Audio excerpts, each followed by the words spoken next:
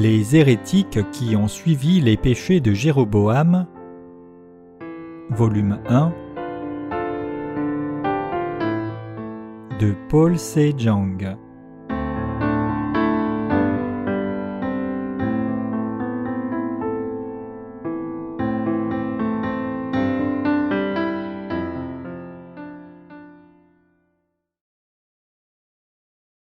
Qui sont les hérétiques devant Dieu? 1 Roi 11, versets 1 à 13. Le roi Salomon aima beaucoup de femmes étrangères outre la fille de Pharaon, des Moabites, des Ammonites, des Édomites, des Sidoniennes, des Hétiennes appartenant aux nations dont l'Éternel avait dit aux enfants d'Israël: « Vous n'irez point chez elles, elles ne viendront point chez vous. Elles tourneraient certainement vos cœurs du côté de leur Dieu. » Ce fut à ces nations que s'attacha Salomon entraîné par l'amour. Il eut 700 princesses pour femmes et 300 concubines, et ces femmes détournèrent son cœur.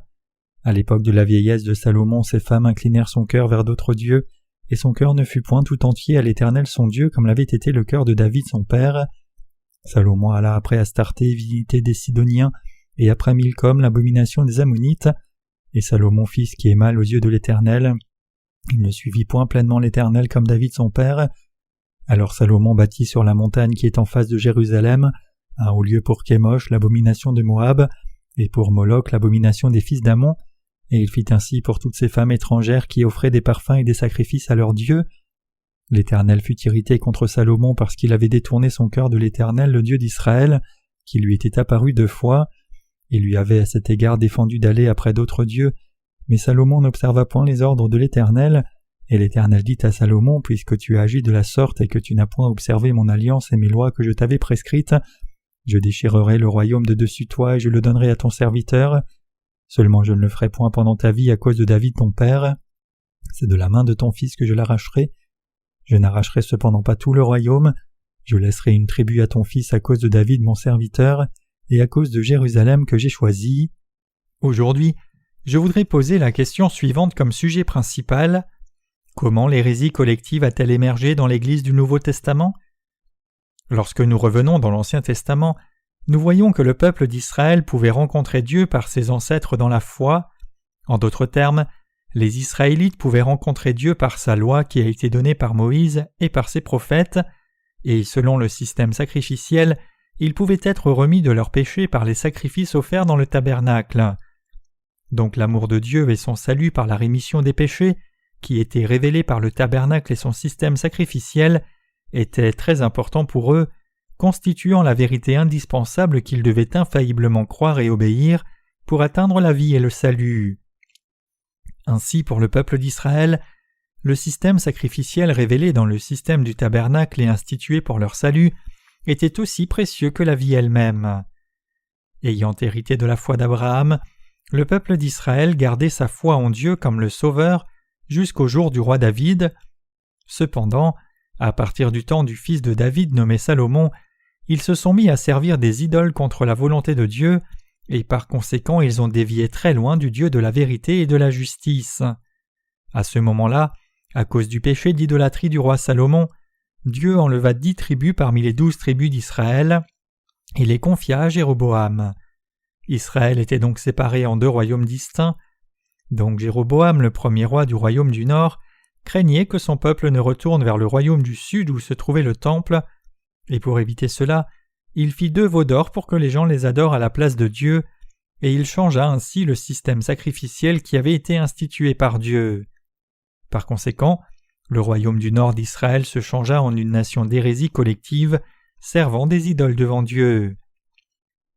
C'est ainsi que les 2 royaumes du Nord et du Sud finirent par devenir des nations d'hérésie collective, et par l'œuvre de Satan, cette foi d'idolâtrie fut transmise tout au long du temps jusqu'aux chrétiens vivant au temps du Nouveau Testament.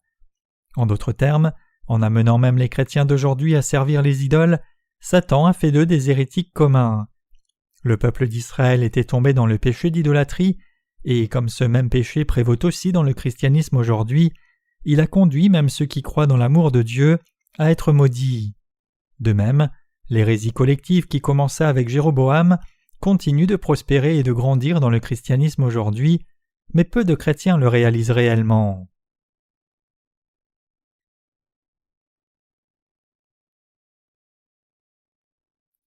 Pourquoi Israël est-elle devenue une nation d'hérésie collective? Pourquoi le peuple d'Israël est-il devenu hérétique devant Dieu? L'origine se trouve dans le péché d'un homme, Salomon. Le roi Salomon était le premier roi des Israélites à prendre des femmes étrangères comme concubines et à accepter les idoles qu'elles adoraient. Comme Salomon s'est marié à des femmes gentilles et les aimait, ces femmes étrangères éloignèrent le cœur du roi de Jéhovah Dieu et le firent servir leurs idoles. Et comme le roi d'Israël servait des idoles, son peuple aussi s'est mis à adorer des idoles. Par conséquent, les Israélites bâtirent des sanctuaires dans les lieux élevés de tout le pays, et cela devint très commun pour eux d'adorer des idoles. Les sacrifices qu'ils offraient à ces idoles étaient proches des rituels chamanistes, adorant et s'inclinant devant des objets inanimés. Dieu est encore apparu au roi Salomon pas moins de 2 fois et lui a commandé « Ne suis pas d'autre Dieu que moi, si tu sers des idoles devant moi, je diviserai ton royaume et j'en donnerai une partie à un autre. » Mais Salomon n'écoutait pas l'avertissement de Dieu. Ainsi, le royaume d'Israël finit par être divisé en 2, les royaumes du nord et du sud, tout comme Dieu l'avait dit. Par conséquent, l'hérésie collective commença à émerger en Israël pendant les jours de Roboam et de Jéroboam. Ceci est décrit en 1 Roi 12, versets 25 à 33 comme suit. Jéroboam bâtit Sichem sur la montagne d'Éphraïm et il y demeura, puis il en sortit et bâtit Pénuel. Jéroboam dit en son cœur, « Le royaume pourrait bien maintenant retourner à la maison de David. Si ce peuple monte à Jérusalem pour faire des sacrifices dans la maison de l'Éternel, le cœur de ce peuple retournera à son seigneur, à Roboam roi de Juda, et ils me tueront et retourneront à Roboam roi de Juda. » Après s'être consulté, le roi fit 2 veaux d'or et il dit au peuple, « Assez longtemps vous êtes monté à Jérusalem, Israël. Voici ton Dieu qui t'a fait sortir du pays d'Égypte. » Il plaça l'un de ses veaux à Béthel et il mit l'autre à Dan. Cela fut là une occasion de pécher. Le peuple alla devant l'un des veaux jusqu'à Dan. Jéroboam fit une maison de haut lieu, et il créa des sacrificateurs pris parmi tout le peuple et n'appartenant point au fils de Lévi. Il établit une fête au 8e mois, le 15e jour du mois, comme la fête qui se célébrait en Juda, et il offrit des sacrifices sur l'autel. Voici ce qu'il fit à Béthel afin que l'on sacrifiât au veau qu'il avait fait. Il plaça à Béthel les prêtres des hauts lieux qu'il avait élevés, et il monta sur l'autel qu'il avait fait à Béthel le 15e jour du 8e mois qu'il avait choisi de son gré. Il fit une fête pour les enfants d'Israël et il monta sur l'autel pour brûler des parfums. À cause des péchés du roi Salomon, Dieu sépara la nation d'Israël en 2 royaumes pendant les jours de Roboam. Roboam, le fils de Salomon, succéda à son père pour assumer le trône du royaume d'Israël. Quand il prit le trône, les gens lui demandèrent de réduire le fardeau des travaux forcés. Son père le roi Salomon avait mobilisé les Israélites dans des travaux forcés pendant 7 ans pour construire le temple de Jéhovah et pendant 13 ans pour bâtir son propre palais. Cela signifie que Salomon avait opprimé son peuple dans le travail forcé depuis 20 ans pour construire le temple et son palais. C'est pour cela que le peuple demandait au roi Roboam de ne plus leur imposer un tel travail forcé. Cependant, après avoir entendu cette demande de son peuple, le roi Roboam répondit sévèrement en disant « Mon père a rendu votre joug lourd, mais je vais ajouter à votre joug. Mon père vous a châtié avec des fouets, mais moi je vous châtierai par des fléaux. » Par conséquent, 10 tribus du peuple d'Israël abandonnèrent le roi Roboam, couronnèrent Jéroboam comme leur nouveau roi, et établirent un autre royaume dans le nord. La nation d'Israël avait été un État, mais maintenant elle était séparée en 2 royaumes, avec le royaume d'Israël dans le nord dirigé par Jéroboam, et le royaume de Juda dans la région du sud, dirigé par Roboam. Bien sûr, ce peuple qui restait loyal au roi Roboam était dans le royaume du sud, mais Roboam n'était suivi que par 2 tribus, Juda et Benjamin. Jéroboam par ailleurs devint roi par accident, comme suite de l'idolâtrie de Salomon et de la punition de Dieu pour ses péchés. Jéroboam aurait dû alors avoir appris une leçon du cas de Salomon, se résoudre à ne pas tomber dans le péché comme Salomon, revenir dans les bras de Dieu et le servir, mais loin de là, il conduisit le royaume d'Israël du Nord à tomber dans l'hérésie collective. C'est à cause du péché d'idolâtrie de Salomon que Jéroboam était devenu roi d'Israël. Cela aurait dû lui servir d'avertissement, mais au lieu de cela il était maintenant obsédé par ses propres désirs égoïstes de garder sa puissance, de défendre son honneur et de protéger son trône. Lorsque le jour de l'expiation, le 10e jour du 7e mois approcha, il pensait en lui-même que les gens du royaume du Nord iraient à Jérusalem pour faire des sacrifices, et qu'ainsi il s'attacherait au roi du royaume du Sud. Il était inquiet en pensant « Les gens ne retourneront-ils pas vers le roi Roboam dans le Sud pour ensuite me tuer ?» Il échafauda donc un méchant plan pour dissiper sa crainte. Sa solution était de remplacer Dieu par des veaux d'or. Il pensait « Je pourrai alors être libre de la loi établie par Dieu, et mon peuple n'aura plus besoin non plus d'aller à Jérusalem. Au lieu de croire au Dieu d'Israël selon sa loi, je n'ai qu'à inventer une autre religion qui adore les idoles. Le peuple d'Israël ne me servira-t-il pas alors comme son seul roi ?» Avec ce plan méchant à l'esprit, il fit 2 veaux d'or, puis il en plaça un à Béthel et l'autre à Dan, disant à son peuple « Assez longtemps vous êtes monté à Jérusalem, Israël, voici ton Dieu qui t'a fait sortir du pays d'Égypte. » 1 Roi 12, versets 27 à 29. Jéroboam changea aussi le jour de l'expiation, amenant sa date au 15e jour du 8e mois. À l'origine, le sacrifice du jour de l'expiation était prévu le 10e jour du 7e mois. C'était la pleine lune le 15e jour du 8e mois, et à ce moment-là, il amena le peuple d'Israël à penser aux veaux d'or comme étant leur Dieu et à leur faire des sacrifices. Voici le péché commis par Jéroboam qui changea son peuple en des hérétiques collectifs devant Dieu. Il n'a pas seulement changé le système sacrificiel et les fêtes de Dieu, mais il a même changé les statuts gouvernant la qualification des prêtres. 1 Roi 12, versets 31 à 33. Ainsi, Jéroboam était sur le front de l'idolâtrie. De lui-même, Jéroboam décida de nommer des personnes ordinaires non lévites comme prêtres et leur fit offrir des sacrifices. À l'origine, seuls les Lévites pouvaient devenir prêtres devant Dieu, et seuls les descendants d'Aaron pouvaient être souverains sacrificateurs, mais le roi Jéroboam nomma à la prêtrise tous ceux qui voulaient y accéder, même parmi le peuple commun. Donc le roi Jéroboam avait tout changé de lui-même. La Bible dit qu'à cause de cela, il devint le chef des hérétiques. C'est à partir de là que l'hérésie collective a émergé dans l'Ancien Testament, et cette tradition a continué jusqu'à l'Église du temps du Nouveau Testament, infligeant un dommage énorme au christianisme d'aujourd'hui. Bien avant cela, Caïn était devenu un hérétique individuellement pour n'avoir pas cru dans la parole de Dieu, mais maintenant, tout le peuple d'Israël était devenu hérétique collectivement. C'est à cause de Salomon et Jéroboam que le peuple d'Israël a fini par devenir une nation d'idolâtrie. Ce passage en 1 Roi fournit la réponse à la question de savoir pourquoi le christianisme d'aujourd'hui a été réduit à rien de plus qu'un corps religieux d'hérésie collective. Dans l'Ancien Testament, c'est le plan méchant de Jéroboam qui a conduit le peuple d'Israël à tomber dans l'hérésie collective. De même, dans le christianisme aujourd'hui, c'est à cause de l'œuvre de Satan et des désirs égoïstes des leaders chrétiens que même ceux qui veulent croire en Jésus sont tombés dans l'hérésie collective. Les ministères chrétiens d'aujourd'hui veulent attirer autant de personnes que possible dans leur foule, mais puisqu'ils considèrent que la louange ne suffit pas à attirer les gens dans leurs églises, ils ont élaboré des plans méchants. Ces mauvais désirs de la chair incluent un accent mis sur les dons mystiques dans le christianisme et le fait de souligner seulement les bénéfices matériels en disant « Si quelqu'un croit en Jésus, sa bénédiction matérielle, la santé de son corps et le bonheur de sa famille sont garantis », de tels plans sont utilisés seulement comme un outil de croissance du nombre de membres de l'Église. Donc trompés par de tels sermons à l'eau de rose, les gens du monde ont commencé à se tourner vers le christianisme. Et les bâtiments d'église ont commencé à devenir de plus en plus grands. Donc vu de l'extérieur en apparence, le christianisme a vu un grand mouvement de réveil, mais de l'intérieur, c'est devenu une hérésie finissant dans l'idolâtrie, avec des membres qui servent des veaux d'or comme leur seigneur. Donc les leaders chrétiens d'aujourd'hui doivent réaliser le fait qu'ils sont en train de servir des veaux d'or et venir à la justice de Dieu en croyant dans la vérité de l'évangile de l'eau et de l'esprit le plus vite possible. Le christianisme du temps présent doit se détourner de sa voie, car il est devenu une hérésie collective qui adore des veaux d'or devant Dieu. Pour découvrir la raison qui explique l'émergence de l'hérésie collective dans le christianisme aujourd'hui, il est très utile d'examiner comment Jéroboam a commis ses péchés d'idolâtrie. En regardant à ces péchés, nous pouvons réaliser pourquoi l'hérésie est née et aussi comprendre clairement pourquoi, au temps présent, le christianisme a été réduit à une hérésie collective qui adore des veaux d'or.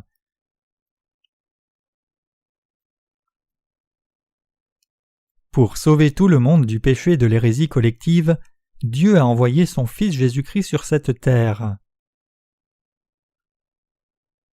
Le nom du Fils de Dieu est Jésus-Christ.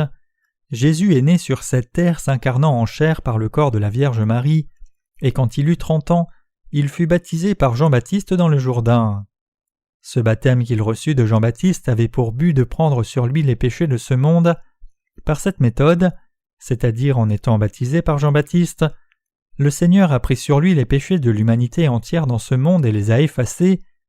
Quand Jésus a été baptisé par Jean, tous nos péchés humains ont été transférés sur Jésus, et donc c'est par ce baptême de Jésus et le sang de la croix que nos péchés ont été effacés. Chaque chrétien et chaque être humain doit réaliser cette vérité de l'évangile de l'eau et de l'esprit et y croire. C'est en croyant dans toute cette vérité que l'on peut être délivré de tous ses péchés. Donc tout le monde doit connaître et croire en Jésus-Christ comme le Sauveur, qui est venu par l'évangile de l'eau et de l'esprit. C'est absolument indispensable. Pendant 3 ans, Jésus a rendu témoignage de lui-même comme le Sauveur, et il fut finalement crucifié pour verser son sang et mourir, mais il ressuscita d'entre les morts le 3e jour, et il a ainsi sauvé tout chrétien et toute la race humaine à la perfection. Jésus-Christ est notre vrai Sauveur. Dieu le Père voulait sauver l'humanité de façon juste en envoyant son Fils pour qu'il meure, et c'est selon cette volonté que Jésus nous a sauvés par la vérité de l'évangile de l'eau et de l'esprit. En d'autres termes, le Seigneur nous a sauvés par l'évangile de l'eau et de l'esprit. C'est pour cela qu'il est écrit en 1 Jean 5, versets 4 à 8, « Parce que tout ce qui est né de Dieu triomphe du monde, et la victoire qui triomphe du monde, c'est notre foi. Qui est celui qui a triomphé du monde, sinon celui qui croit que Jésus est le Fils de Dieu? C'est lui, Jésus-Christ, qui est venu avec l'eau et le sang, non avec l'eau seulement, mais avec l'eau et avec le sang, et c'est l'Esprit qui rend témoignage parce que l'Esprit est la vérité, car il y en a 3 qui rendent témoignage, l'Esprit, l'eau et le sang, et les 3 sont d'accord. » Ce passage signifie que Dieu le Père a sauvé l'humanité de tous ses péchés en envoyant son Fils jusqu'à la mort, c'est-à-dire par l'eau, le sang et l'Esprit. Autrement dit, le Seigneur est né sur cette terre pour nous sauver de tous nos péchés, de la destruction et de la malédiction, et c'est parce qu'il a porté les péchés de ce monde et nos péchés, en étant baptisé par Jean-Baptiste, et parce qu'il nous a rachetés payant le salaire de ses péchés en étant crucifié et versant son sang, que quiconque croit dans cette vérité peut maintenant être purifié de tous ses péchés par cette foi. La condamnation de nos péchés est déjà accomplie, car Jésus-Christ fut baptisé et versa son sang à la croix à notre place. Pour faire simple, cette vérité c'est la vérité de l'évangile de l'eau, du sang et de l'esprit. C'est donc en venant sur la terre et en établissant la vérité de l'évangile de l'eau et de l'esprit que Jésus nous a sauvés. Dieu a sauvé de tous ses péchés quiconque croit dans cet évangile de vérité. Cette vérité, l'évangile de l'eau et de l'esprit, est venue du Dieu trinitaire dans son intégralité. C'était le plan de salut parfait de Dieu pour l'humanité, d'envoyer son Fils Jésus-Christ, de lui faire prendre les péchés de ce monde en étant baptisé par Jean-Baptiste, et de les expier tous. Le Seigneur a expié nos péchés par l'eau et le sang. C'est la vérité de l'Évangile, à savoir que le Seigneur est venu par l'eau et le sang et nous a sauvés des péchés du monde. Ainsi, l'apôtre Paul dit en 1 Pierre 3, verset 21, « Or cet antitype vous sauve aussi maintenant, c'est-à-dire le baptême. » Cela signifie que le Seigneur nous a sauvés de tous nos péchés de cette façon, c'est-à-dire par son baptême. Tous les apôtres et les saints de l'Église primitive croyaient dans l'évangile de l'eau et de l'esprit. Des apôtres Paul et Pierre aux apôtres Jacques et Jean, c'est en croyant dans l'évangile de l'eau et de l'esprit que chaque disciple de Jésus-Christ était sauvé, et ils prêchaient tous cet évangile de l'eau et de l'esprit à un grand nombre de personnes. C'est aussi ainsi que nous avons obtenu le salut, en croyant dans ce même évangile de l'eau et de l'esprit. Bien que les apôtres de l'Église primitive aient tous cru en l'évangile de l'eau et de l'esprit, les chrétiens aujourd'hui croient dans les veaux d'or de leur propre fabrication à la place de Dieu, comme le roi Jéroboam. Parce qu'ils adorent et révèrent leurs propres désirs charnels comme leur Dieu, ils sont collectivement devenus hérétiques, et à cause de cela, le christianisme s'est corrompu dans une religion encore plus hérétique. Dans leur mentalité, les leaders chrétiens aujourd'hui ont déjà pris des veaux d'or comme Dieu, ils croient ainsi, et prêchent sans arrêt directement ou indirectement pour maintenir l'honneur et l'autorité qui sont garantis par leur devoir sacré dans lequel ils ont été ordonnés. Même s'il est écrit dans la parole que Dieu nous a sauvés de tous les péchés du monde une fois pour toutes par la vérité de l'évangile de l'eau et de l'esprit, ils ne croient pas dans cette parole telle qu'elle est, mais plutôt ils l'ont altérée. Comme le roi Jéroboam a changé la date du jour de l'expiation du 10e jour du 7e mois au 15e jour du 8e mois, ils ont également corrompu l'évangile du salut lui-même. Pourquoi le christianisme a-t-il remplacé Dieu par des veaux d'or ? C'est parce que les leaders chrétiens ont consciemment rejeté toute croyance qui ne leur facilite pas la tâche d'amasser une fortune, comme si ce n'était qu'un vieux soulier. Les chrétiens d'aujourd'hui ont-ils reçu la rémission de leurs péchés en croyant dans l'évangile de l'eau et de l'esprit que le Seigneur nous a donné ? Non. Dans leur propre mentalité de la chair, ils croient qu'ils ont reçu la rémission de leurs péchés en croyant dans le sang de la croix seule, mais ce genre de foi est une perversion de l'évangile de l'eau et de l'esprit que Dieu a donné. Le vrai évangile, c'est l'évangile de l'eau et de l'esprit, non l'évangile qui ne proclame que le sang de la croix. Défendre seulement le sang de la croix, c'est défendre une fausse doctrine fabriquée par quelqu'un. Les chrétiens d'aujourd'hui sont si ignorants de l'évangile de l'eau et de l'esprit. Puisqu'ils croient dans le sang de la croix seul comme étant le vrai évangile, même s'ils croient dans des veaux d'or à la place de Dieu, ils ne réalisent même pas qu'ils sont tombés dans une foi hérétique. En d'autres termes, même s'ils servent maintenant des veaux d'or comme leur Dieu, ils n'ont aucune idée de ce en quoi ils font mal. Tous les gens dans les communautés chrétiennes d'aujourd'hui qui croient dans les veaux d'or comme leur Seigneur sont des hérétiques devant Dieu. Au temps de l'Ancien Testament, Jéroboam avait nommé des personnes ordinaires comme prêtres si seulement elles le voulaient. De même, en ce temps actuel, à peu près tout le monde peut devenir un ministre avec la simple approbation d'un séminaire ou de sa dénomination. Quand certains chrétiens échouent dans les affaires, ils pensent par eux-mêmes que c'était le plan de Dieu que leurs affaires échouent et que Dieu les appelle alors à être ses serviteurs. Ils commencent donc à fréquenter un séminaire à un âge avancé, essayant de devenir des ministres.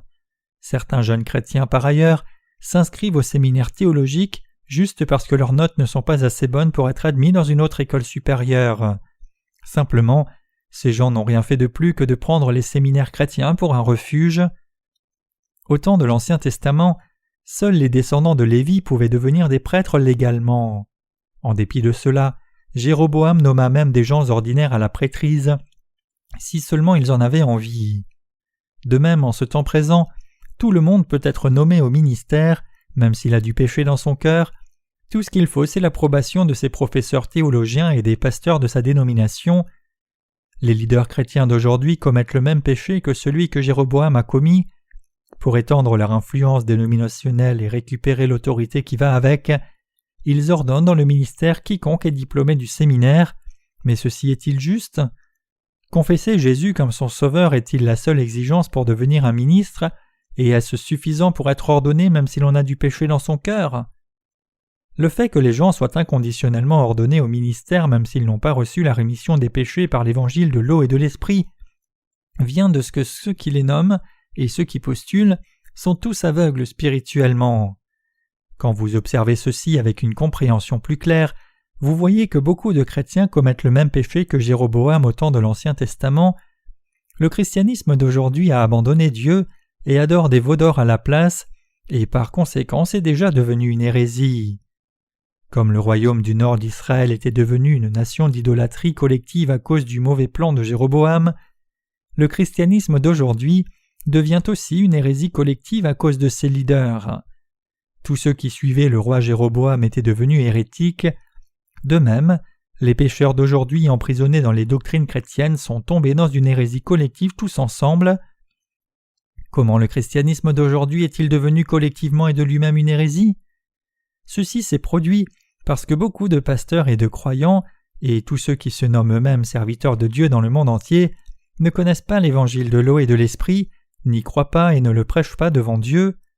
Pourquoi les chrétiens d'aujourd'hui sont-ils devenus des hérétiques devant Dieu ? C'est parce qu'ils ont suivi les traces de Jéroboam, qui croyait dans les veaux d'or comme étant Dieu, et ont commis le même péché. Nous devons tous connaître la vérité du salut. Selon la Bible, comment Jésus-Christ a-t-il expié les péchés de l'humanité ? Il prit nos péchés sur lui par son baptême au Jourdain, et il paya le prix pour tous ses péchés par son sang à la croix. Quand le Seigneur est venu sur cette terre, il a pris les péchés de l'humanité en étant baptisé par Jean-Baptiste, a expié tous nos péchés, les effaçant une fois pour toutes, en étant crucifié à mort et ressuscitant d'entre les morts, et nous a donc sauvés en une seule fois, nous qui croyons dans cette vérité. Nous devons comprendre et croire dans l'évangile de l'eau et de l'esprit, et nous devons aussi le répandre.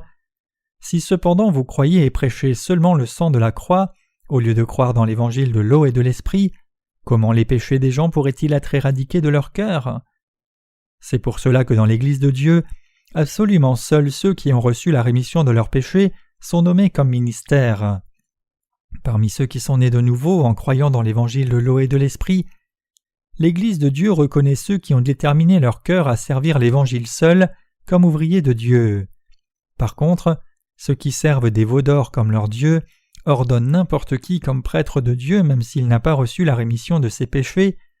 Ils nomment quelqu'un ministre ou évangéliste du moment qu'il est diplômé d'un séminaire, possède son diplôme, appartient à une dénomination et croit dans les doctrines qu'elle défend.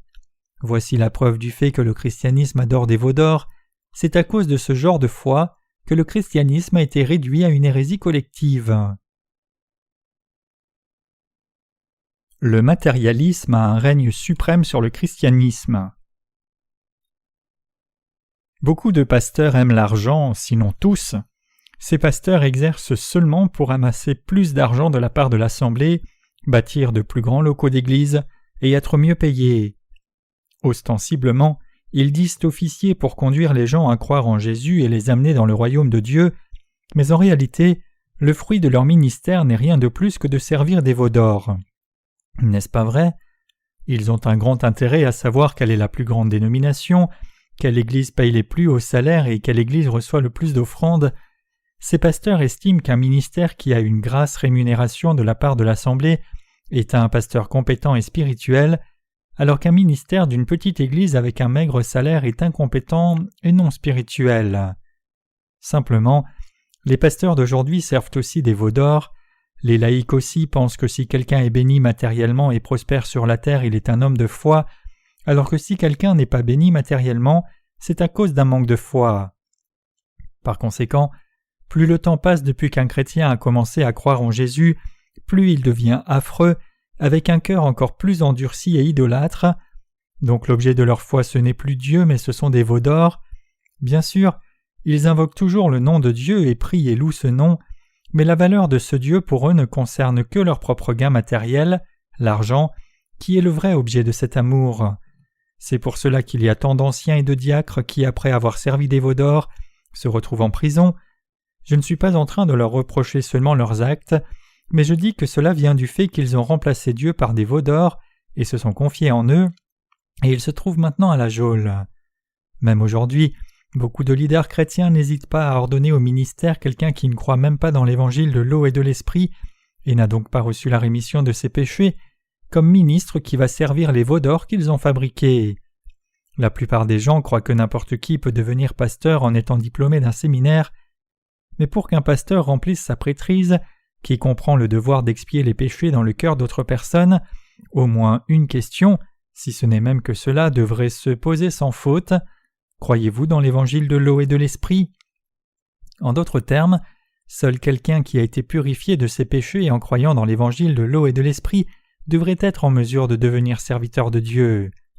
Donc à compter de maintenant, les leaders chrétiens devraient demander à quiconque aspire au ministère la chose suivante: es-tu sauvé? Oui. Connais-tu l'évangile de l'eau et de l'esprit? Et as-tu réellement été lavé de tes péchés pour naître de nouveau en croyant en cet évangile vrai? Professeur, je ne connais pas l'évangile de l'eau et de l'esprit. Comment peux-tu donc demander à devenir pasteur devant Dieu? N'est-ce pas pour servir les veaux d'or de ta propre fabrication? Ce n'est rien de plus qu'un désir charnel.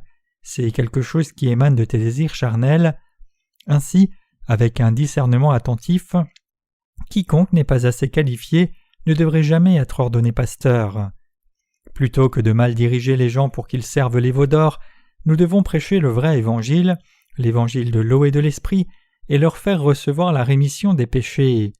Mais les professeurs de séminaire ne demandent même pas aux étudiants s'ils croient dans la vérité à propos de l'évangile de l'eau et de l'esprit. Ils ne veulent pas non plus entendre les témoignages de salut des croyants dans l'évangile de l'eau et de l'esprit, qui confessent comment Dieu a expié leurs péchés.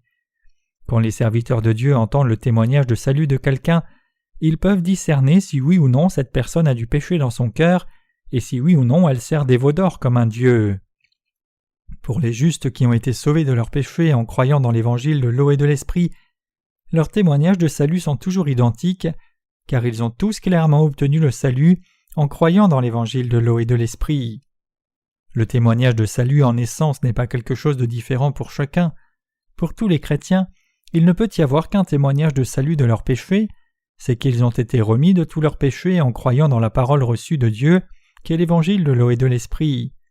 Votre rémission des péchés ne s'obtient pas en servant des veaux d'or, mais elle se reçoit seulement en croyant dans l'évangile de l'eau et de l'esprit. Indépendamment du moment auquel vous avez entendu l'évangile de l'eau et de l'esprit, c'est seulement en croyant dans cet évangile de tout cœur que vous pouvez être remis de vos péchés. Il ne peut y avoir aucun autre témoignage de salut devant Dieu. C'est parce qu'aucun veau d'or n'a lavé vos péchés ni les miens, mais c'est Jésus-Christ le Fils de Dieu le Père qui nous a sauvés par la vérité de l'évangile de l'eau et de l'esprit, qui a fait de nous le peuple de Dieu et a fait de nous ses ouvriers. Donc croire dans cette vérité, remercier Dieu pour cela et rendre témoignage, c'est tout ce dont il est question quant au témoignage de salut. Ainsi, quelqu'un qui a toujours du péché intact en refusant de croire dans l'évangile de l'eau et de l'esprit n'est catégoriquement pas qualifié pour devenir pasteur, et une telle personne est même trop déficiente pour être un saint. Même si l'insuffisance des actes de quelqu'un ne constitue pas une disqualification, lorsque quelqu'un a du péché dans son cœur, il ne peut pas devenir un ministre. Personne dans ce monde n'a aucune insuffisance dans ses actes. Cependant, il y a ceux qui sont devenus exempts de péché en croyant en Jésus qui est venu par l'évangile de l'eau et de l'esprit, puis il y a ceux qui croient seulement dans le sang de la croix et dont le cœur reste pécheur. Ces gens qui croient dans un faux évangile et qui par conséquent ont toujours du péché dans leur cœur ne doivent pas être autorisés à devenir des ministres. Non seulement il n'y a pas de moyen pour ces gens d'assurer à leur propre âme d'échapper à la malédiction, mais ils vont aussi finir par conduire leur assemblée à la mort. Ces faux ministères qui ne connaissent pas l'évangile de l'eau et de l'esprit ou qui n'y croient pas, même s'ils le connaissent, sont en train de servir des veaux d'or, et c'est ainsi qu'ils ont conduit des multitudes de chrétiens à tomber collectivement dans l'hérésie en propageant leurs fausses doctrines chrétiennes. Même si les gens obéissent aux doctrines chrétiennes et croient seulement dans le sang de la croix comme l'enseigne le christianisme, en réalité, leur cœur reste plein de péchés et ils croient en réalité dans des veaux d'or plutôt que de craindre Dieu réellement. Les chrétiens d'aujourd'hui pensent qu'ils croient en Dieu fidèlement même s'ils adorent des veaux d'or, même s'ils restent complètement ignorants de l'évangile de l'eau et de l'esprit qui apporte le vrai salut, ils pensent qu'ils peuvent être sauvés s'ils croient au Seigneur aveuglément. Donc beaucoup de pasteurs pensent de leur propre chef que s'ils croient en Jésus, ils ont été sauvés, même s'ils sont toujours pécheurs. Cependant, l'évangile dont la Bible parle est l'évangile de l'eau et de l'esprit qui amène la rémission des péchés dans le cœur. La Bible montre clairement que l'on ne peut recevoir la rémission des péchés dans sa conscience que si l'on croit en cet évangile. Si nous regardons en 1 Pierre 3, 21, il est écrit « Cette eau était une figure du baptême qui n'est pas la purification des souillures du corps, mais l'engagement d'une bonne conscience envers Dieu et qui maintenant vous sauve, vous aussi par la résurrection de Jésus-Christ. » Ici, il est dit que le baptême de Jésus est la preuve infaillible de notre salut. Cela signifie que Jésus a pris nos péchés en étant baptisé. Le fait que le Seigneur soit venu sur la terre et nous ait sauvés de la destruction et de nos péchés est dû au fait qu'il ait été baptisé par Jean-Baptiste. C'est parce que le Seigneur a pris sur lui nos péchés par son baptême qu'il devait mourir à la croix, et c'est à cause de cela qu'il est ressuscité d'entre les morts et qu'il a pu nous sauver. C'est pour cela que l'apôtre Pierre a dit « Cette eau était une figure du baptême qui n'est pas la purification des souillures du corps, mais l'engagement d'une bonne conscience envers Dieu et qui maintenant vous sauve vous aussi par la résurrection de Jésus-Christ. » Lorsqu'il est ici qui n'est pas la purification des souillures du corps, cela signifie que lorsque vous recevez la rémission de vos péchés, ce n'est pas votre corps qui est lavé pour ne plus jamais pécher, mais c'est votre conscience qui est purifiée.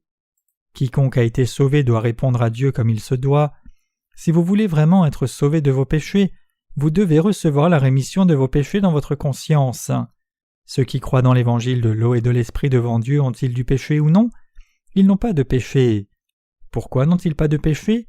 Ils n'ont pas de péché dans leur cœur, précisément parce que le Seigneur a pris leurs péchés en étant baptisé par Jean-Baptiste lorsqu'il est venu sur la terre, et donc tous leurs péchés ont été transférés sur Jésus. Pour moi, j'ai aussi été sauvé par la foi, car le Seigneur a accepté tous mes péchés par son baptême, les a portés à la croix, a versé son sang puis est ressuscité d'entre les morts. En d'autres termes, parce que je crois que le Seigneur est venu sur la terre pour moi, a porté mes péchés par le baptême, est mort à la croix et ressuscité d'entre les morts, et m'a ainsi sauvé, ma conscience a été libérée de tous mes péchés et j'ai obtenu le vrai salut. La Bible dit que le vrai salut c'est la demande à Dieu d'une bonne conscience. Quiconque croit dans l'évangile de l'eau et du sang peut être sauvé de tous les péchés de sa conscience. Même si notre chair demeure insuffisante et continue d'être faible, nos consciences ont été sauvées par la foi. C'est pour cela que notre salut s'appelle le salut de l'âme. Mes chers croyants, personne dans ce monde, pas même un seul, ne fait aucune erreur et ne commet aucun péché dans la chair. Même pour nous les croyants dans l'évangile de l'eau et de l'esprit, il n'y a personne qui ne commette jamais de péché. La Bible dit clairement que le salut ne signifie pas la purification des souillures de la chair. Pensez-vous que notre salut des péchés a été obtenu en étant purifié des souillures de la chair une fois pour toutes, de sorte que notre chair ne commette plus de péché? Voulez-vous être sauvé en étant sanctifié dans la chair? Croyez-vous en Jésus comme votre sauveur pour vous tenir loin de vos vices, ne pas boire et ne pas fumer? Non, ce n'est pas la raison pour laquelle vous croyez en Jésus. Vous croyez en Jésus parce que vous voulez aller vers Dieu avec une bonne conscience. La Bible mentionne la bonne conscience précisément parce que ce sont nos cœurs qui ont reçu la rémission des péchés, comme le Seigneur nous a sauvés par l'évangile de l'eau et de l'esprit. Nous étions tous sans issue dans notre cas, destinés à être jetés en enfer à cause de nos péchés, mais notre Seigneur nous a sauvés en venant sur la terre, étant baptisé par Jean-Baptiste et mourant à la croix. À cette lumière, ne pas croire dans cette vérité que le Seigneur nous a sauvés de nos péchés par l'évangile de l'eau et de l'esprit, c'est ce qu'il y a de pire. Par contre, lorsque nous acceptons innocemment cette vérité dans nos cœurs et y croyons, et obtenons ainsi le salut, c'est alors que notre conscience devient une bonne conscience. Vu comment le Seigneur nous a sauvés si parfaitement, ne pas croire c'est condamner notre conscience à rester mauvaise perpétuellement. Mes chers croyants, c'est en croyant dans l'évangile de l'eau et de l'esprit que nous avons été remis de tous nos péchés. Nos corps en tant qu'humains passeront quand nous mourrons. Cependant, quand le Seigneur reviendra, ce corps sera aussi ressuscité. Bien que nous serons alors ressuscités dans un corps impérissable, pendant que nous vivons encore sur la terre, nous ne pouvons pas éviter de continuer à commettre des péchés dans la chair, car la chair est toujours insuffisante, même si nous croyons dans l'évangile de l'eau et de l'esprit et avons reçu la rémission de nos péchés. C'est pour cela que l'apôtre Pierre dit « qui n'est pas la purification des souillures du corps ». En d'autres termes, voici ce que Pierre disait « Ce n'est pas pour ne commettre aucun péché dans notre corps que nous sommes sauvés, puisque la chair est faible, nous sommes liés à commettre des péchés jusqu'au jour de notre mort, mais cela n'intervient pas sur notre salut. C'est notre âme qui a été sauvée pour que nous puissions aller vers Dieu avec assurance dans une bonne conscience. Dieu a expié tous nos péchés. C'est vrai, quiconque a du péché dans son cœur ne peut pas devenir un pasteur, ni un évangéliste, ni un diacre, ni même un saint. En fait, une telle personne ne devrait être autorisée à remplir aucun office dans l'Église. Tous ceux dont le cœur est pécheur sont hors de Christ. Romains 8, verset 1. Ce n'est pas quelqu'un qui est en Christ. C'est pour cela que ces personnes doivent d'abord être sauvées dans leur conscience. Récemment, en prenant un taxi, j'ai eu l'occasion de discuter avec le chauffeur. Le chauffeur de taxi avait l'air d'un bon chrétien, car il avait des tracts d'évangélisation dans son taxi. Donc, sans lui dire que j'étais un pasteur, je lui ai demandé « Comment est ta conscience? Est-elle sans péché ?» Il m'a alors dit « Comment la conscience de quelqu'un peut-elle être sans péché ?» Il a dit aussi qu'il était sauvé même s'il avait du péché dans son cœur parce qu'il croyait en Jésus. Je lui ai alors demandé « Comment as-tu été sauvé ?» Le chauffeur cita alors Romains 10, verset 10 pour montrer comment il avait été sauvé. Romains 10, verset 10 dit ceci « Car c'est en croyant du cœur qu'on parvient à la justice, et c'est en confessant de la bouche qu'on parvient au salut. » Cependant, ce passage ne signifie pas que ce chauffeur voulait en faire. Le chapitre de Romains 10 tout entier a été adressé par l'apôtre Paul au peuple d'Israël. Le peuple d'Israël était bien conscient du système sacrificiel et savait donc bien que le Messie devait être mis à mort après avoir pris tous les péchés lorsque le représentant aurait posé ses mains sur Christ. C'est ainsi que l'un des brillants qui fut crucifié avec Jésus put être sauvé par la foi. En bref, les Israélites avaient la connaissance de base sur le moyen d'être sauvés des péchés. Le vrai sens de Romains 10, verset 10, c'est que quelqu'un est rendu juste et sauvé de ses péchés seulement s'il croit de tout cœur dans la justice de Dieu que Jésus a accompli par l'évangile de l'eau et de l'esprit et le confesse de sa bouche. Le fait que quelqu'un croit seulement en quelques doctrines chrétiennes dans son cœur ne signifie pas qu'il soit sauvé alors qu'il ignore l'évangile de l'eau et de l'esprit. Mes chers croyants, seuls ceux qui ont été sauvés de leurs péchés dans leur conscience en croyant dans l'évangile de l'eau et de l'esprit sont ceux qui ont vraiment été sauvés par Dieu. Qu'en est-il de vous? Votre conscience a-t-elle été sauvée de tous vos péchés en croyant dans l'évangile de l'eau et de l'esprit? Comment avez-vous obtenu le salut? Est-ce en croyant dans l'évangile de l'eau et de l'esprit? Ou l'avez-vous obtenu par vos propres actes pieux? Vous avez reçu le salut en croyant en l'évangile de l'eau et de l'esprit. Alors qu'est-ce que cette foi? C'est de croire dans le juste salut du Seigneur, en ce qu'il nous a sauvés des péchés en venant sur cette terre, par son baptême et en étant crucifié à mort. C'est cela la foi dans l'évangile de l'eau et de l'esprit. Les chrétiens de l'ère de l'Église primitive croyaient dans l'évangile de l'eau et de l'esprit et prêchaient cet évangile. Le Nouveau Testament est la parole qui a été écrite pendant l'ère de l'Église primitive. Les croyants de l'Église primitive étaient sauvés dans leur conscience en croyant dans l'évangile de l'eau et de l'esprit. Ils gardaient leur foi dans cet évangile même s'ils étaient persécutés. Cependant, en 313 après Jésus-Christ, lorsque l'empereur Constantin de l'Empire romain sortit l'édit de Milan et garantit la liberté religieuse, beaucoup de gens sont venus au christianisme. Selon les récits historiques, en 312 après Jésus-Christ, Constantin faisait face à un clash inévitable avec son adversaire Maxence pour une question de direction politique. À ce moment-là, Maxence avait une supériorité militaire incontestable sur Constantin. La nuit avant que cette confrontation n'ait lieu, Constantin eut une vision dans laquelle il lui a été dit de porter le signe du Dieu céleste sur les boucliers de ses soldats avant d'aller à la bataille. Il le fit et il gagna le combat. Couronné comme empereur, il unit alors les empires romains de l'Est et de l'Ouest et garantit la reconnaissance légale du christianisme. Cet homme cependant finit par commettre le même péché que Jéroboam.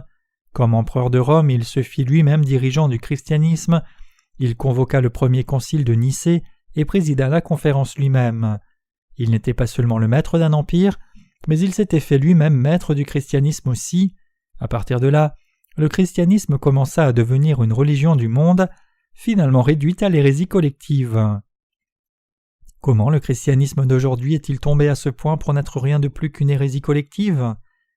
C'est parce que ses dirigeants servaient des veaux d'or comme Jéroboam. C'est parce que les leaders chrétiens ont remplacé Dieu par leurs veaux d'or que le christianisme d'aujourd'hui est devenu une religion du monde qui adore des idoles inanimées. Dans les communautés chrétiennes de nos jours, chacun peut devenir un prêtre simplement en étant diplômé d'un séminaire et affirmant les doctrines défendues par sa dénomination, même s'il ne croit pas en l'évangile de l'eau et de l'esprit, et même si son cœur n'a pas été purifié de ses péchés. En s'inscrivant au séminaire, payant les frais, étant diplômé avec suffisamment de points, n'importe qui peut être ordonné pasteur et commencer le ministère, peu importe si son cœur reste plein de péchés. C'est pour cela que le christianisme d'aujourd'hui est devenu une hérésie collective qui adore des veaux d'or.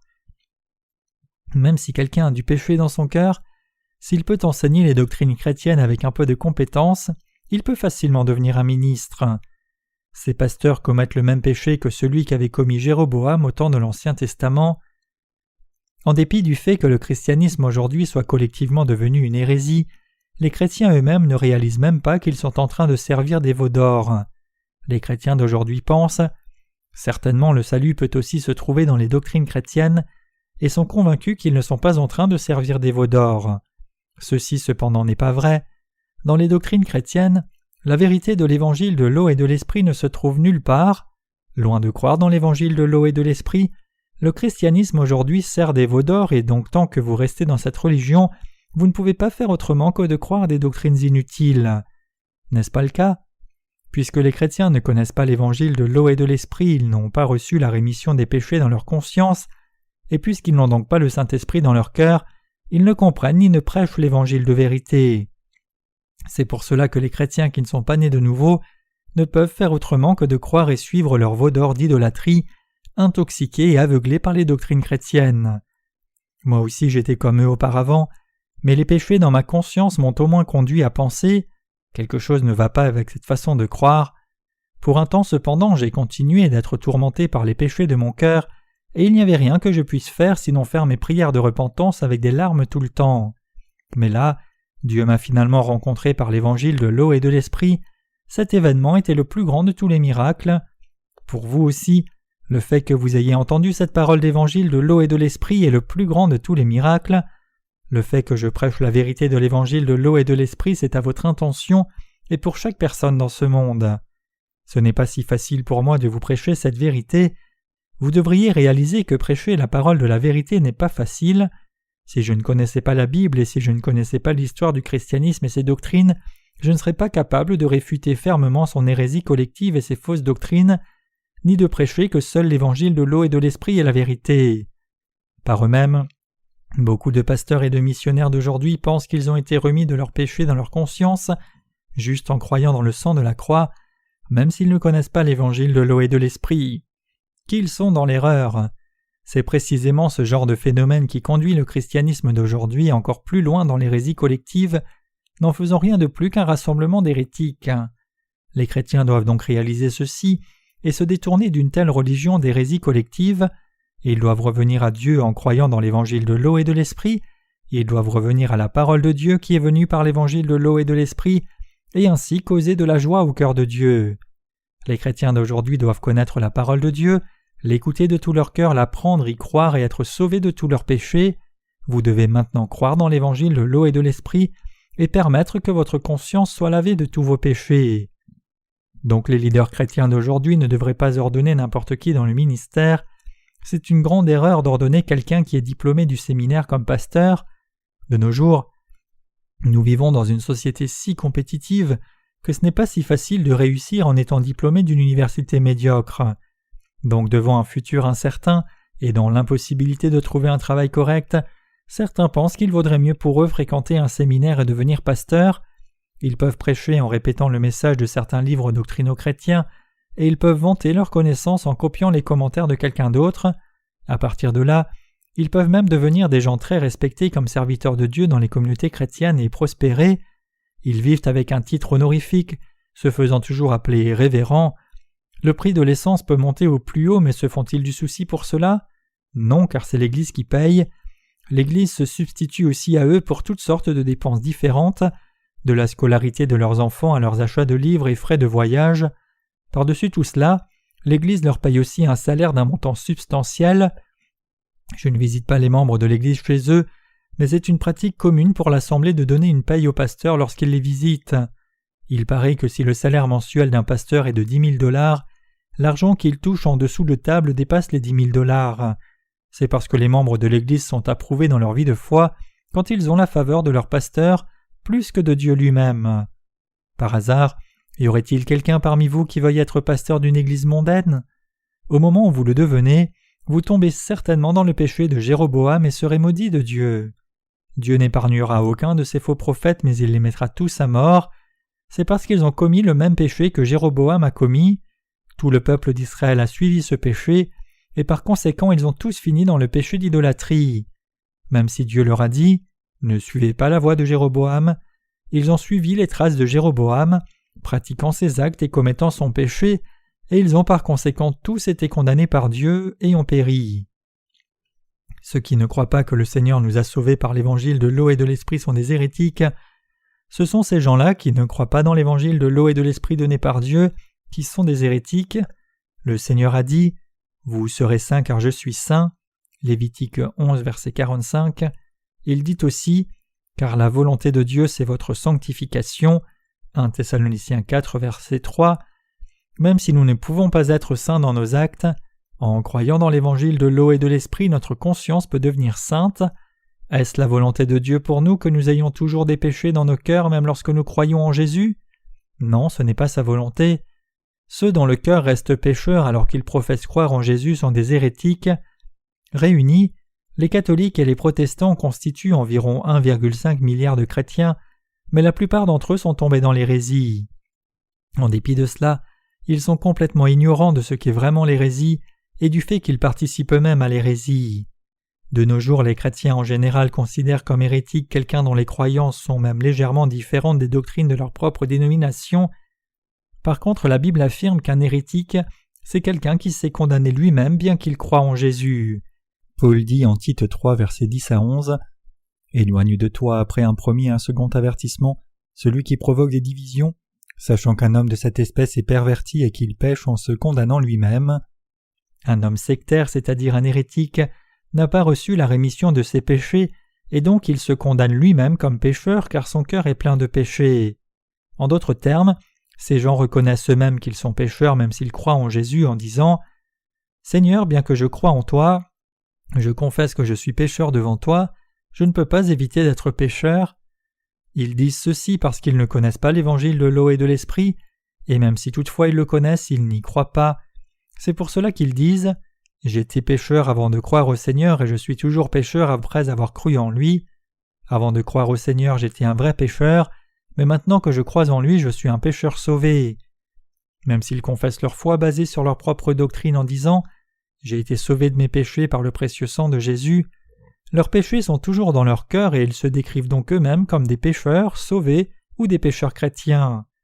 Mes chers croyants, le christianisme d'aujourd'hui adore des veaux d'or, croyant dans des doctrines bizarres de leur propre fabrication. Voilà la preuve que le christianisme est devenu une hérésie collective. Les hérétiques du temps présent dans le christianisme sont ceux qui ne croient pas dans l'évangile de l'eau et de l'esprit et adorent des veaux d'or à la place. Spirituellement parlant, quiconque est tombé dans le péché de Jéroboam est un hérétique. La grande majorité des chrétiens de ce temps sont tombés dans l'idolâtrie et adorent des veaux d'or, mais ils ne réalisent même pas qu'ils sont tombés dans l'hérésie, et la raison à cela c'est qu'ils sont devenus des hérétiques tous ensemble. En d'autres termes, puisque quasiment tous les chrétiens ne connaissent pas l'évangile de l'eau et de l'esprit, ils ne peuvent discerner l'hérésie, et puisque presque tous les chrétiens mènent leur vie de foi de cette façon sans même recevoir la rémission de leurs péchés, ils adhèrent à cette foi d'hérésie, pensant que ce qu'ils croient est juste. Si un seul pasteur enseigne faussement, tout le monde dans l'assemblée finit par croire à tort comme cela. La raison pour laquelle tant de chrétiens aujourd'hui sont destinés à l'enfer, incapables d'expier leurs péchés même s'ils croient en Jésus, mais plutôt accumulant d'autres péchés en plus, c'est précisément qu'ils servent actuellement les veaux d'or du christianisme. Donc pour échapper à une telle hérésie, personne ne doit rejeter l'évangile de l'eau et de l'esprit donné par Dieu. Trop de chrétiens continuent encore à retenir leurs péchés dans leur cœur. Ces gens peuvent-ils aller au ciel juste parce qu'ils croient en Jésus? Peuvent-ils éviter le juste jugement de Dieu? Non, quiconque a du péché dans son cœur sera jeté en enfer par Dieu, peu importe qu'il s'autoproclame chrétien ou non. Quand on demande aux chrétiens « Si vous avez des péchés, irez-vous au ciel ou en enfer ?» la plupart disent qu'ils iraient en enfer, mais quand ils regardent à eux-mêmes, ils sont perturbés à l'idée d'être destinés à l'enfer. Cependant, ils n'essayent pas d'éradiquer leurs péchés en croyant dans le vrai évangile que nous prêchons. Si vous regardez à votre propre conscience et y trouvez du péché, alors vous êtes devant un sérieux problème. Par contre, pour ceux qui connaissent et croient dans l'évangile de l'eau et de l'esprit, même s'ils peuvent être trop faibles pour éviter de commettre des péchés, ils peuvent toujours affirmer dans leur conscience qu'ils n'ont pas de péché, car ils croient dans cet évangile de vérité. Ils peuvent dire avec une conscience pure « Je suis absolument sans péché. Parce que le Seigneur m'a sauvé, je n'ai pas de péché. Merci Seigneur. » C'est pour cela que la puissance de l'Évangile est si surprenante, et c'est pour cela que nous sommes si reconnaissants au Seigneur. Ceux qui ont réellement reçu la rémission de leurs péchés élèvent leur voix pour adorer le Seigneur et sa grâce. La puissance de l'Évangile de l'eau et de l'Esprit est extraordinaire. Elle nous a libérés, vous et moi, de tous nos péchés et nous a tous sauvés. Cet Évangile de l'eau et de l'Esprit nous a délivrés de toute condamnation. Il nous a sauvés de la destruction. C'est pourquoi nous sommes si reconnaissants. Sa puissance est si merveilleuse. La plupart des chrétiens de par le monde, catholiques et protestants confondus, disent dans leur ignorance qu'ils ont été sauvés de leurs péchés en croyant dans la passion de Jésus, dans le sang qu'il a versé à la croix. Même les prêtres catholiques disent que l'on est sauvé en croyant au sang de la croix. Comment le sang de la croix seul nous a-t-il sauvés? C'est parce que le Seigneur a pris sur lui nos péchés en étant baptisé par Jean-Baptiste qui les a portés à la croix et qu'il fut condamné en versant son sang, et c'est en croyant dans cette vérité que nous avons été sauvés de nos péchés.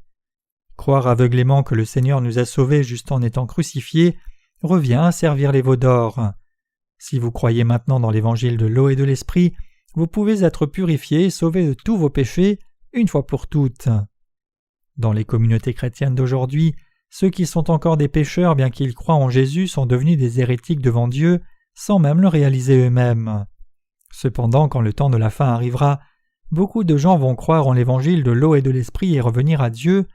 Dans les jours qui viennent, beaucoup de chrétiens vont croire dans l'évangile de l'eau et de l'esprit donné par Dieu et revenir à lui. Après que l'ère de l'Église primitive soit passée, des myriades de chrétiens étaient collectivement devenus des hérétiques en croyant au veau d'or, mais maintenant, les chrétiens vont découvrir et croire dans l'évangile de l'eau et de l'esprit et ainsi revenir au Seigneur tous ensemble. Lorsque la fin des temps approchera, les gens du monde entier qui servent des veaux d'or vont croire dans l'évangile de l'eau et de l'esprit en masse.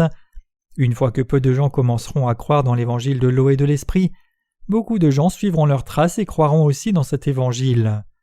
Pendant tout ce temps, les chrétiens ont pris des veaux d'or comme leur Dieu à tort et ont cru à tort jusqu'à ce jour, mais maintenant même, ils doivent croire dans l'évangile de l'eau et de l'esprit et recevoir le vrai salut. Y a-t-il du péché dans votre cœur ou le mien? Non. Comme vous et moi croyons dans l'évangile de l'eau et de l'esprit, il n'y a pas de péché dans nos cœurs. Ma conscience est complètement libre du péché. Même si mes actes sont insuffisants et que je fasse parfois du tort à quelqu'un d'autre en passant, je suis toujours sans péché dans ma conscience. Qu'en est-il donc de votre conscience? Votre conscience est-elle aussi libre du péché? Bien sûr que oui. Qui alors sont ceux dont la conscience est libre du péché? Qui peut dire être sans péché, sinon ceux qui croient dans l'évangile de l'eau et de l'esprit? En dehors de vous et moi et nos partenaires dans le monde entier qui croient dans l'évangile de l'eau et de l'esprit, qui peut regarder sa conscience et dire qu'il n'a pas de péché? Seuls ceux qui croient dans l'évangile de l'eau et de l'esprit peuvent dire avec une conscience pure qu'ils sont devenus exempts de péché. Cet évangile de l'eau et de l'esprit est la puissance de l'évangile par laquelle le Seigneur nous a sauvés. La puissance du salut est amenée à ceux qui croient dans la vérité de l'évangile de l'eau et de l'esprit. C'est pour cela que la Bible dit « Car je n'ai point honte de l'évangile, c'est une puissance de Dieu pour le salut de quiconque croit, du juif premièrement puis du grec, parce qu'en lui est révélée la justice de Dieu par la foi et pour la foi, selon qu'il est écrit, le juste vivra par la foi. » C'est par la foi que nous sommes nés de nouveau et vivons, croyant que le Seigneur a expié nos péchés une fois pour toutes par l'évangile de l'eau et de l'esprit. C'est en sachant et croyant que le Seigneur nous a sauvés que nous sommes rendus justes, car Dieu nous a effectivement sauvés par l'évangile de l'eau et de l'esprit. L'évangile de l'eau et de l'esprit donné par Dieu a réellement le pouvoir de la dynamite pour effacer tous nos péchés. Maintenant, si quelqu'un ne trompe pas sa conscience plus longtemps et reconnaît sa situation de péché, nous devons enseigner l'évangile de l'eau et de l'esprit à cette personne, lui expliquer comment le Seigneur a expié tous ses péchés et l'amener à y croire. En venant sur la terre et prenant les péchés du monde par le baptême qu'il reçut de Jean-Baptiste, le Seigneur a sauvé tous ceux qui croient dans cette vérité. Donc si quelqu'un veut être sauvé, il doit comprendre correctement et exactement comment Jésus l'a sauvé avant de croire, c'est-à-dire que vous devez réaliser et croire clairement que le Seigneur vous a sauvé en prenant tous vos péchés individuels quand il fut baptisé par Jean, mourut à la croix et ressuscita d'entre les morts. Quiconque croit dans l'évangile de l'eau et de l'esprit peut devenir une personne sans péché et une personne à la conscience pure devant Dieu. C'est la puissance de l'évangile. L'évangile est comme la dynamite. Si quelqu'un y croit, tous les péchés commis durant toute sa vie seront enlevés une fois pour toutes, comme un bâton de dynamite fait s'écrouler un bâtiment lorsqu'on l'allume. Si quelqu'un entend la parole de l'évangile de l'eau et de l'esprit et y croit, il sera revêtu de la puissance de salut de Dieu, les nombreux péchés qui le souillaient seront ôtés, et il sera exempt de péché. Quiconque croit dans l'évangile de l'eau et de l'esprit verra tous ses péchés disparaître entièrement. C'est ainsi que vous devenez une personne sans péché avec une conscience pure devant Dieu, et c'est ainsi que vous êtes formé comme ouvrier de la justice de Dieu. Croyant dans l'évangile de l'eau et de l'esprit, nous avons maintenant rejeté les veaux d'or hors de la présence de Dieu. Nous espérons et prions tous que les chrétiens de par le monde entier arrêtent aussi de servir les veaux d'or, croient dans l'évangile de l'eau et de l'esprit, et reviennent dans les bras de Dieu. Je remercie Dieu de nous utiliser dans un ministère si précieux.